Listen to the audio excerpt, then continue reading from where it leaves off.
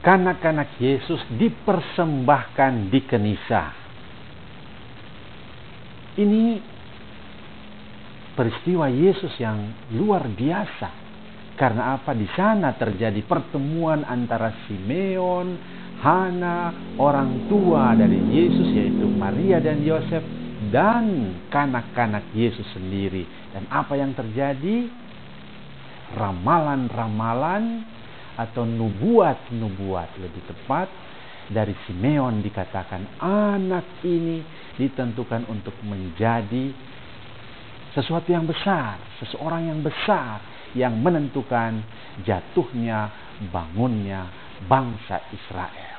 Juga pada waktu itu juga Simeon bernubuat tentang apa yang akan terjadi dengan Bunda Maria sebilah pedang akan menembus jiwamu. Nah, saking besarnya peristiwa ini, maka apa yang kita baca dalam Lukas 2:22 sampai 40 dibuat menjadi perayaan gereja. Setiap tanggal 2 Februari kita rayakan pesta kanak-kanak Yesus dipersembahkan di Kenisa. Luar biasa. Ini kekayaan gereja. Bukan saja membaca kitab suci, bukan saja merenungkan kitab suci, melaksanakannya, tapi juga merayakannya. Seperti ada peristiwa Yesus lahir, dirayakan dalam perayaan Natal. Ada peristiwa Yesus disalib, maka dibuat perayaannya pada Jumat Agung. Ada peristiwa Yesus membasuh kaki murid-muridnya, dibuat perayaannya pada Kamis Putih. Demikian juga peristiwa Yesus yang kita baca dalam Lukas 2:22, ketika genap waktu pentahiran menurut hukum Taurat Musa, Maria dan Yusuf membawa Yesus ke Yerusalem untuk menyerahkannya kepada Tuhan seperti yang tertulis dalam hukum Tuhan. Nah, berdasarkan peristiwa inilah kita merayakan kanak-kanak Yesus dipersembahkan di Kenisa 40 hari sesudah kelahirannya 25 Desember, maka 40 hari sesudahnya itulah 2 Februari. Bagaimana perayaannya? Yaitu dengan pemberkatan lilin, perarakan cahaya, seperti Simeon mengatakan, mataku telah melihat terang yang terbit untuk menjadi keselamatan bagi bangsa-bangsa. Begitu 2 Februari Yesus dipersembahkan di Kenisa, ditandai dengan perayaan pemberkatan lilin dan perarakan cahaya. Bagaimana merayakan perayaan kanak-kanak Yesus dipersembahkan di Kenisa? Yang menjadi keistimewaan dari perayaan ini adalah perarakan lilin atau pemberkatan lilin dan perarakan lilin untuk menandai peristiwa penting yang menjadi keistimewaan dari perayaan ini, yaitu ketika kanak-kanak Yesus tiba di Bait Allah, Simeon yang dipenuhi dengan Roh Kudus berkata, sekarang Tuhan, biarkanlah hambamu ini pergi dengan damai sejahtera sesuai dengan firman-Mu, sebab mataku telah melihat keselamatan yang daripadamu, yang telah Engkau sediakan di hadapan segala bangsa, yaitu terang yang menjadi penyataan bagi bangsa-bangsa lain dan menjadi kemuliaan bagi umat-Mu Israel. Nah, ini yang istimewa, bagaimana Simeon mengalami apa yang dinanti-nantikan, apa yang dinubuatkan sekarang terpenuhi dalam diri kanak-kanak Yesus, bayi Yesus yang dibawa oleh Maria dan Yusuf. Dan ketika berjumpa, ketika melihat, mataku melihat terang yang menjadi penyataan bagi bangsa-bangsa dan menjadi kemuliaan bagi umatmu Israel. Peristiwa inilah yang ditandakan dengan pemberkatan lilin dan perarakan lilin setiap perayaan 2 Februari, yaitu pesta kanak-kanak Yesus dipersembahkan di Kenisa. Karena itu, perayaan pada tanggal 2 Februari, yaitu 40 hari sesudah kelahiran Yesus, dibuat dalam 2 cara. Cara yang biasa dan cara yang meriah. Kalau cara yang biasa bagaimana? Semua umat berkumpul di halaman gereja, di depan pintu gereja, atau di halaman luar gereja, sambil memegang lilin yang belum bernyala. Kemudian imam datang dengan pakaian liturgi, membuat tanda salib, salam, lalu memberi kata pengantar kepada umat yang berkumpul. Sesudah itu, imam membuat doa pemberkatan untuk lilin-lilin yang dipegang oleh umat yang masih belum menyala. Sesudah itu, sesudah diberkati, lilin dinyalakan, dan kemudian mulai perarakan masuk gereja sambil menyanyikan Kidung Simeon tadi. Sekarang Tuhan, biarkanlah hambamu ini berpulang dengan damai sejahtera, karena aku telah melihat itu terang. Nah, itu lagu yang mengiringi perarakan umat bersama imam memasuki gereja, sebagaimana penghantaran kanak-kanak Yesus memasuki bait Allah, memasuki Kenisa. Itu kemuliaan yang mau dialami, tapi juga mau dirayakan umat beriman 40 hari sesudah kelahiran Yesus, yaitu tanggal 2 Februari. Atau ada cara meriah. Bagaimana caranya? Umat sudah ada di dalam gereja, ambil tempat masing-masing dengan lilin bernyala, dipegang masing-masing.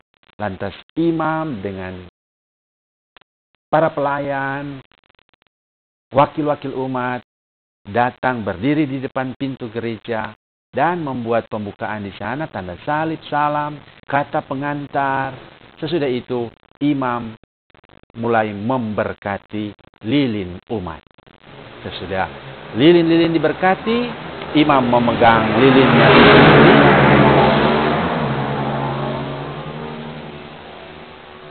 Lalu mulai perarakan memasuki gereja. Hanya yang membuat perarakan itulah imam, para petugas, dan wakil-wakil umat. Sementara perarakan, lagu Kidung Simeon dinyanyikan. Sesudah itu, imam sampai di altar, penghormatan altar. Kalau ada pendupaan, lagu pembuka mengiringi pendupaan. Sesudah itu dilanjutkan langsung dengan kemuliaan, gloria, lagu pembuka, bacaan, dan seterusnya, misa seperti biasa. Itu yang menjadi keistimewaan liturgi pada pesta kanak-kanak Yesus dipersembahkan di Kenisa. Yang bagian berikut kita akan lihat bagaimana sejarah terbentuknya ini dan apa saja nama-nama yang dipakai untuk menyatakan pesta ini. Apakah sudah sejak awal gereja pesta ini ada? Apakah sudah sejak awal gereja umat mulai merayakan apa yang dikisahkan dalam kitab suci? Nah, sejak kapan ada praktek untuk mempersembahkan anak-anak ini? Praktek orang tua membuat upacara khusus 40 hari sesudah kelahiran anak, itu sebenarnya bukan baru dalam perjanjian baru. Bukan nanti sesudah Yesus datang. Tapi ini menjadi suatu hukum yang sudah ada sejak perjanjian lama. Menurut aturan hukum Musa, setiap ibu yang baru melahirkan bayinya, dia menjadi najis. Dan untuk itu perlu upacara pentahiran. Nah, ini aturan yang bisa kita baca dalam Imamat 12, 2-8.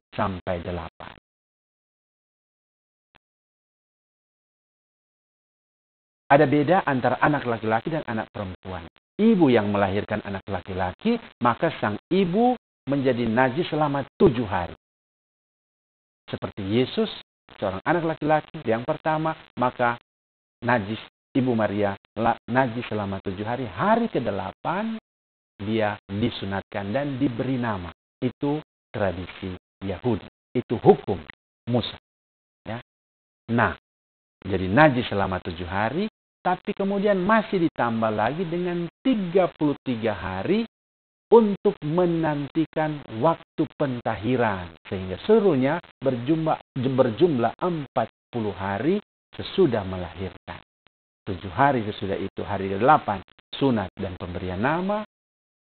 40 hari sesudah kelahiran itu, anak dibawa untuk dibuat pentahiran bagi sang ibu, dan anak dipersembahkan kepada Tuhan.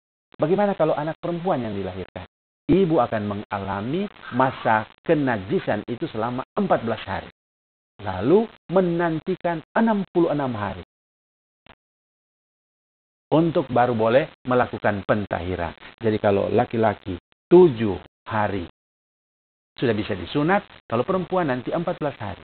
Pentahirannya laki-laki hanya 40 hari sesudah kelahiran. Kalau perempuan menjadi 80 hari sesudah kelahiran.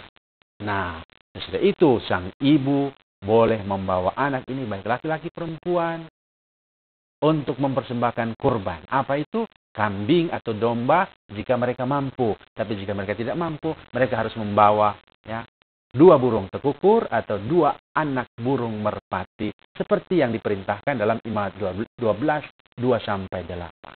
Bunda Maria, anak laki-laki, jadi hanya 40 hari. Dan dari kalangan yang tidak mampu, maka hanya membawa anak burung tekukur, anak burung merpati untuk dipersembahkan. Dan ketika mereka membawa persembahan untuk pentahiran itu, mereka membawa anak bayi Yesus untuk dipersembahkan kepada Allah. Mereka bertemu dengan Simeon dan Hana. Begitu cikal bakal dari perayaan yang kita buat ini. Jadi sudah ada sejak perjanjian lama, tapi kemudian diberi makna baru karena apa? Perjumpaan dengan Simeon dan Hana seperti yang kita baca dalam Lukas bab 2 ayat 22 sampai 40. Sehingga liturginya menjadi seperti tadi itu. Ada upacara pemberkatan lilin, ada upacara perarakan lilin untuk menandai pengalaman istimewa mataku melihat terang yang menjadi penyataan bagi bangsa-bangsa. Nah, apa yang dimulai dari perjanjian lama, yang dipraktekkan oleh Bunda Maria dan Santo Yosef dengan membawa anak-anak Yesus ke bait suci, ke Kanisa, kemudian mulai dihidupkan oleh umat perdana. Secara istimewa, bisa kita baca, bisa kita lihat pada abad ke-4, sudah mulai dirayakan di Yerusalem. Tapi pada waktu itu, jatuh pada 14 Februari dengan nama perayaan 40 hari sesudah Epifani. Jadi dibuat 40 hari sesudah Epifani. Sehingga jatuhnya 14 Februari. Seiring dengan penetapan tanggal kelahiran Yesus yaitu 25 Desember berpatokan pada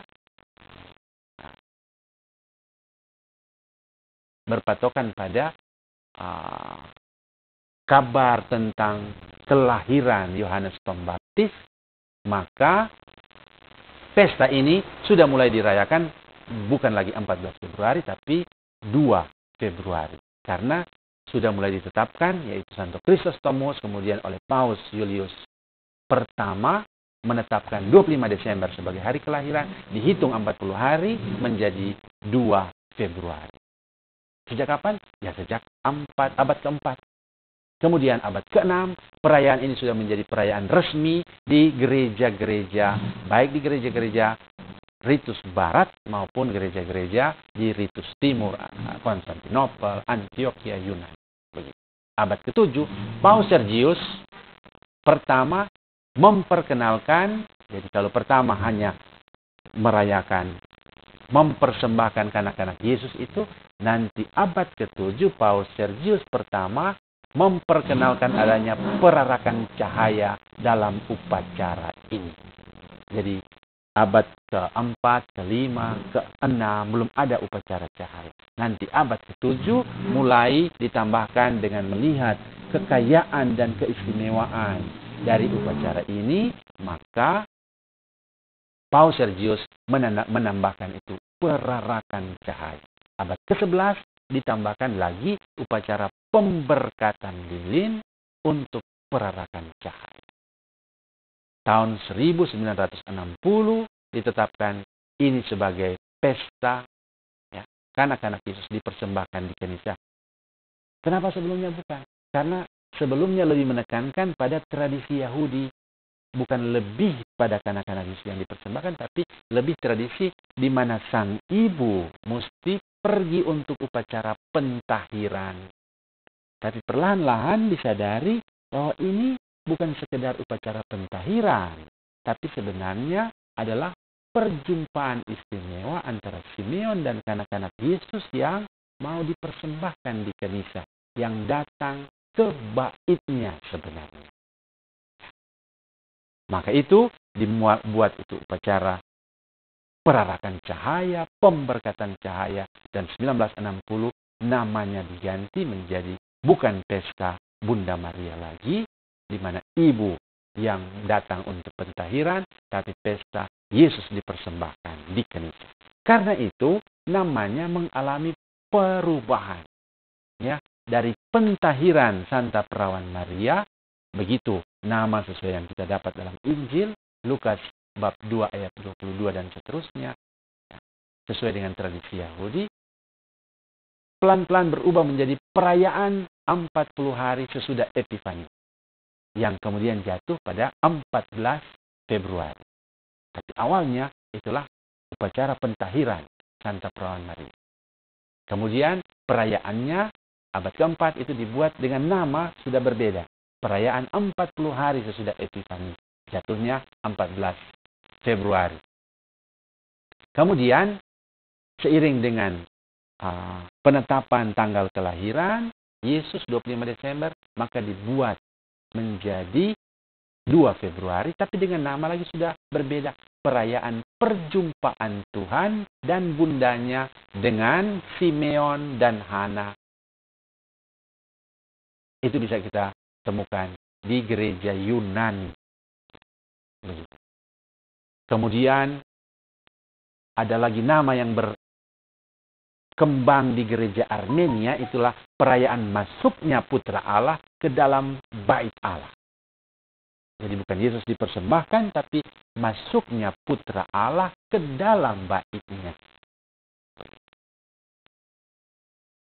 Kemudian akhirnya 1960 itu ditetapkan menjadi pesta Tuhan kanak-kanak Yesus. Yesus dipersembahkan di kanisa karena itulah memang intinya. Mari kita merayakan pesta ini sesuai dengan tradisi yang ada, sesuai dengan catatan dalam Lukas 2:22-40, sambil mengikuti perarakan, sambil memegang lilin, sambil membawa cahaya, kita berarak bersama Yesus, bukan saja untuk masuk dalam kanisa bait Allah di dunia ini.